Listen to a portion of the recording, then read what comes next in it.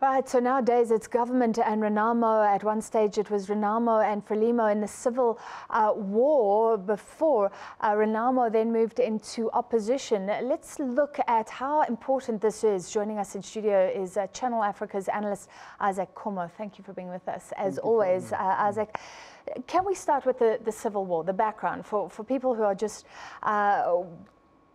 wanting to know about Mozambique, about what Renamo and Frelimo were fighting about in the first place. And that's a very good starting point. But one thing you should know is that the whole thing started in 1996, 97. Yeah, that's when that's after Frelimo got independence in 75. Yeah. Now what happened was this, that when Frelimo got independence in 75, there was a movement which was formed by a Portuguese settler, a business person. And what he did basically was this, that he actually got renegade Frelimo people, and he actually connected them with the Seller Scouts, with the Zimbabwean Rhodesian intelligence, and they launched this rebellion. Dhlakama joined them after he fell off with Samora Machel.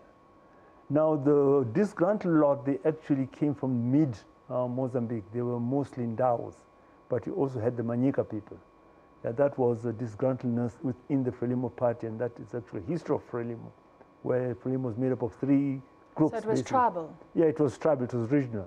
Yeah, Frelimo, when it was made, it was a front. There was a southern front, which was under Montlane. There was a middle ground, a middle lot, which was the Ndaos, the Manyikas, and then there were the northern, which were Makondes. Yeah, but then with this new rebellion, which was started by the Zimbabweans, with the independence of Zimbabwe in 1980, the South African took and managed that group. Now that group was managed from South Africa, from Palabura, the Special Forces base. And it was there where they were armed, trained, and supplied from. But then with the war that took place, you find that it became regional. It was already becoming regional. But then the war also became very brutal, in the sense that Renamo actually sort of perpetrated a lot of war crime. They cut people's hands, they cut people's noses, yeah. And that war came to an end with the Rome talks and the Rome agreement. That was somewhere in 92. Yeah, it was Chisano and Dhlakama sat together and they agreed. And one of the agreement was that they were to democratize the whole governance system. So it was a multi-party democracy. And the other things of fusing in the Renamo fighters into the mainstream army and others. And remind us why South Africa was fueling this war with arms. In fact, South Africa was fueling this arms because at that time South Africa was actually sort of at war with its own rebels. I don't want to say rebels, the freedom fighters. So basically the freedom fighters, groups like the ANC, they had their bases, they had their presence in Mozambique. And South Africa was actually destabilizing. Exactly. Yeah. South Africa was actually destabilizing the region. They're not only destabilizing Mozambique, they're destabilizing Mozambique, they're destabilizing Zimbabwe, and they're also destabilizing Angola. So it was part of that. And it was not only South Africa, the CIA was involved. In fact, the West was involved. It was a time of the Cold War. You find that South Africa, when they were supplying Renamo forces up north, they were using Comoro, and they were supplying the north from Comoro by submarine. And then again, Malawi was involved. South Africa had the Hercules, which they've just sold. Those used to fly right up to Malawi. They used to supply arms to Malawi, and those arms were smuggled into Tete. Yeah, the fighting was all over. I mean, I went through Tete in, I think, 97, 96.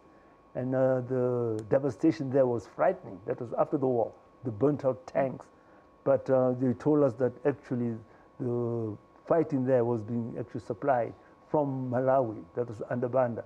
And the South Africans were doing that supply. So they really destabilizing the whole of Mozambique. And then there were times of peace. And I actually covered one of the Mozambican elections. But Afonso Dhlakama lost election after election. Then there was fighting again. Did he lose faith in democracy, in his chances in democracy? You see, I mean, that actually sort of should actually explain who Dhlakama really is.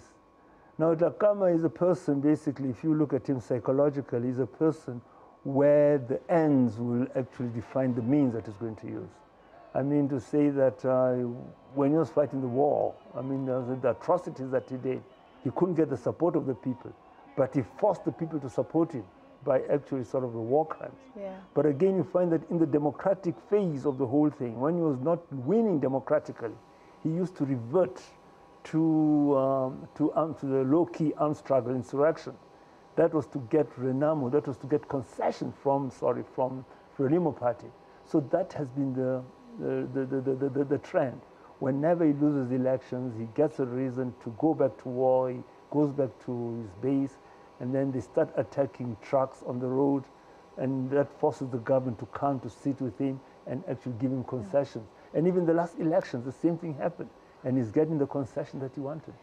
So why then does his death spark concerns about the peace process? Is there not a greater possibility of sustainable peace without him in Mozambique? Well, I don't think so. I mean to say that, I personally do not think so. I mean to say that that's because that basically it was a stumbling block within Renamo.